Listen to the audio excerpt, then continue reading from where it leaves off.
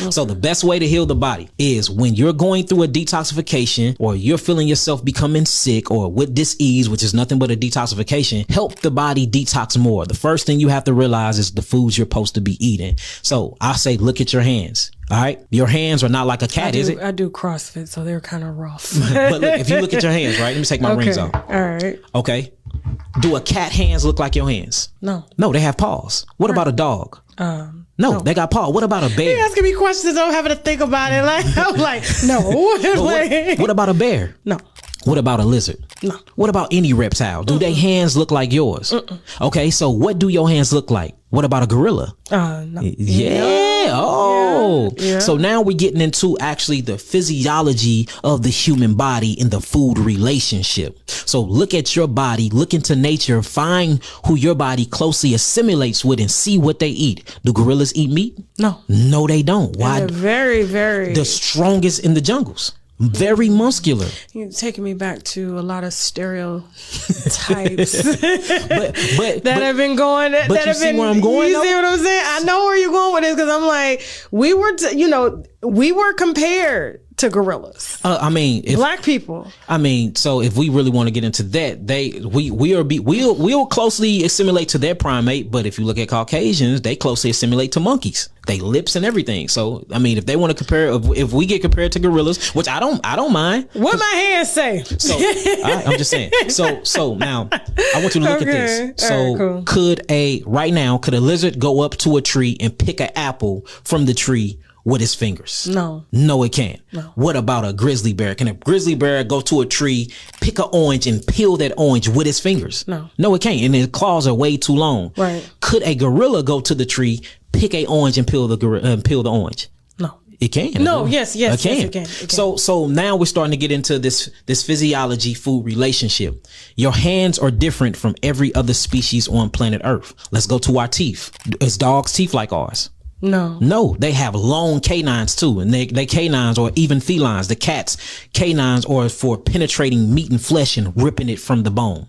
Right. Can you go in the jungle right now and bite through a calf all the way down to the bone and rip the meat? No, you can't. Or what about this? Let's get into the lower extremities, our legs.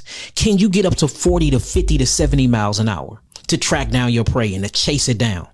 No, you can't. But you see in the animal kingdom, as far as a carnivore, they have long canines. They're horizontal. They're not vertical. They don't stand upright like us. They're horizontal. They sit low to the ground, for they can get up to 50 miles an hour to chase their prey down. When they chase their prey down, they use their claws to rip the jugular. Not only that, they use their claws to rip the flesh open. They got canines for when they bite into the actual meat, they can rip the meat from the bone. Then it's different too. When they swallow this food and actually the meat goes into their stomach, their intestinal tracts is only from 6 to 16 feet long. Guess what your digestional tract is? 30 to 36 feet long. So you can't have that meat inside of your stomach too long because you will get putrefaction.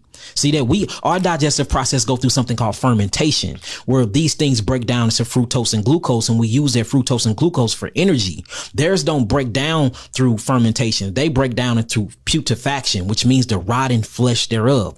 Rotting flesh in your stomach yields all types of parasites. That's why you see dogs with parasites, cats with parasites. These parasites is very gnarly to our body, and it eats all of our organelles out of our cells, meaning our cells cannot function without its organs, right? So even the digestional tract is different. Hydrochloric acid is 10 times hotter than ours. So their hydrochloric acid is meant to break down their food.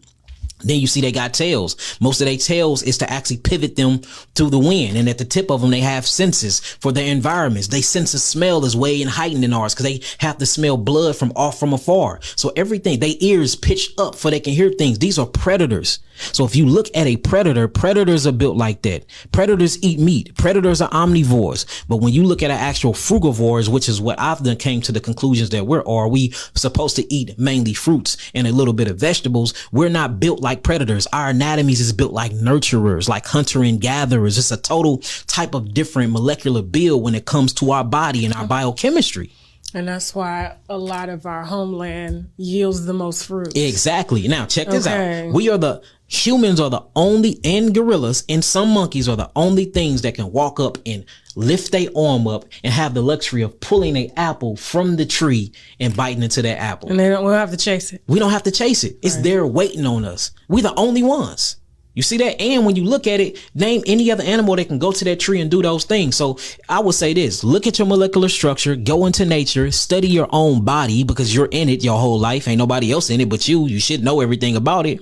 And that will automatically show you the foods you're supposed to be eating. You don't even have to think about it too hard. You just got to get away from the indoctrination and the education of these school systems because they will never teach you nothing to set you free because you being enslaved mentally is how they benefit off of you. So the moment that they teach you something that's going to liberate your mind, that's going to stop them in their pockets. Why would they stop revolutionizing their money systems? So they would never teach you anything to make you free ever. So we have to take everything that they ever tell us is bullshit. And one of them is that food pyramid, that dairy is good for the bones and calcium. Literally, milk actually strips the bone of calcium. Yeah. You know, they tell us don't look at the sun because it will make us go blind. Sun gazing actually stimulates your pineal gland to open up your third eye so you can move on different dimensions of densities.